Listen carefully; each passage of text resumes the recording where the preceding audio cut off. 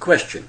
According to the scholars of Muhammadan Islam, interest is prohibited. How is it possible to conduct trade in any manner without interest? Is it possible that Muhammad, who was a trader on behalf of his wife Khadija, would forbid common interest? Answer.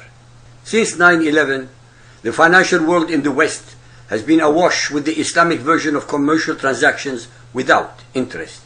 In fact and reality, no such transactions can exist even among family and friends, because interest is exactly what makes the world trade functioning. Let me now step by step debunk this another vile conceptual Muhammadan Muslim deception to add to the others that I have already revealed regarding who Allah truly is. That Muhammadan Islam is a cult belief system and not a religion. That Islam means submission and not peace. That jihad is physical war against all unbelievers, currently 80% of humanity who are not followers of Muhammad, called Ummat al-Kuffar, or nation of infidels, plus many more such mendacities. Usury is from the Latin usura, meaning interest. It was defined originally as charging a fee for the use of money. This usually meant interest on loans, although charging a fee for changing money, as at bureau de change, is included in the original meaning. In modern terminology, usury is the action or practice of lending money at unreasonably high rates of interest. It is very important that the listener should be made aware of the following traditions regarding Muhammad and trade.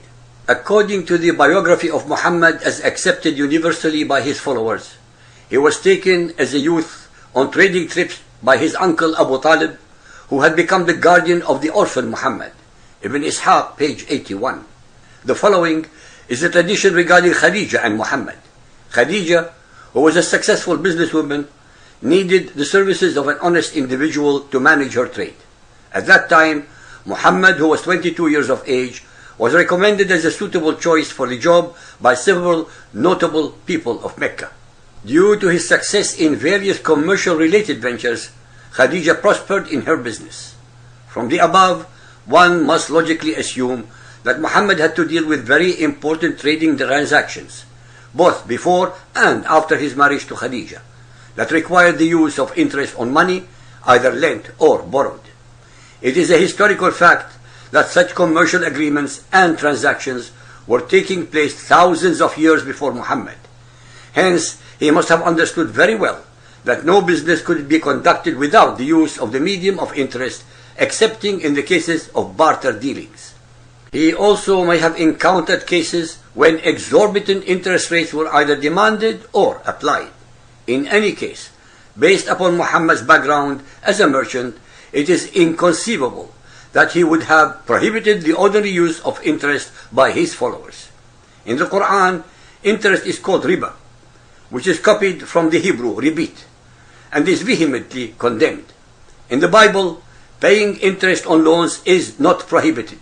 What is prohibited is interest at an exorbitant and unconscionable rate. The Quran rightly condemns such rates of interest in Al-Baqarah 2.275. Those who devour usury, يَأْكُلُونَ الرِّبَى, will not stand except as stands one whom the evil one by his touch has driven to madness. That is because they say, trade is like usury, but Allah has permitted trade and forbidden usury. Since Allah permitted trade, and trade had been functioning with interest for several thousand years, then logic dictates that in Muhammad's mind, usury meant actually exorbitant rates of interest. Al-Baqarah 2.276. Allah will deprive usury, riba, of all blessing. Al-Imran 3.130. O ye who believe, devour not usury, riba, doubled and multiplied, but fear Allah, so that you may prosper. The fact that in the verse above the terms doubled and multiplied is used with such vehemence could have only applied to exorbitant interest rates. Al-Nisa 4.161. That they, the Jews, took usury al-riba, though they were forbidden, and that they devoured men's substance wrongfully. If usury in the above means common interest, then Muhammad's Quran falsely, ignorantly, and of course maliciously accuses the Jews of breaking their own law regarding interest. Moreover, there is no concept of usury in the Torah, since lending with interest is considered a commercial, freely agreed bilateral contract between two parties. Interest, contrary to the Quranic verse above, was not forbidden at all, especially between an Israelite and a stranger, since a stranger also would not lend money to a Jew without interest. Deuteronomy 23:20. You shall not lend upon interest to your brother, interest of money, interest of foodstuff, interest of anything that is lent upon interest.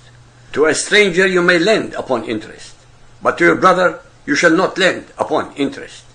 It should be understandable that since a non-Jew would only lend a Jew with interest, then the reciprocal should also be valid.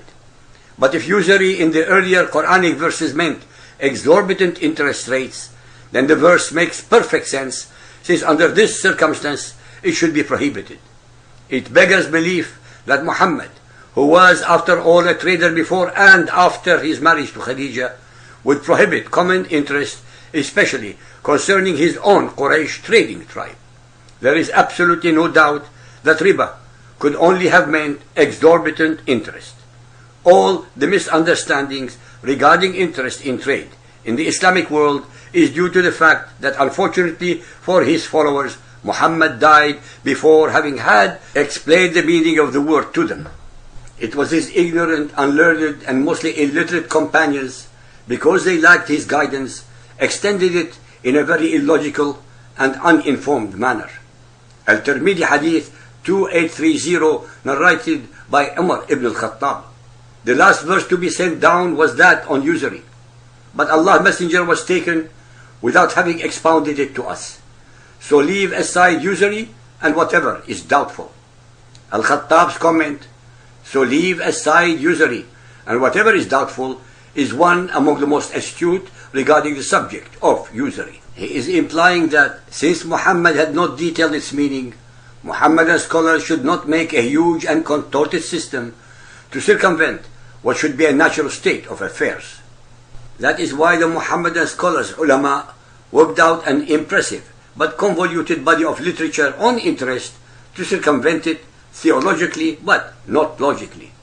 All their contortions and shenanigans do not change an iota of the fact that interest is still collected but by another name. Thus, they try their utmost to defy the truth of a rose by any other name is still a rose. Although interest is prohibited under Sharia law for the allegedly noble reason that all earning should be as the result of one's own sweat and effort, nonetheless, based entirely upon their own Arabic historical records, Muhammad and his followers, unemployable thugs in general, found much simpler ways of enriching themselves. They did so by dispossessing, enslaving, conquering and plundering others of their produce and wealth over 3 continents for the last 1400 years.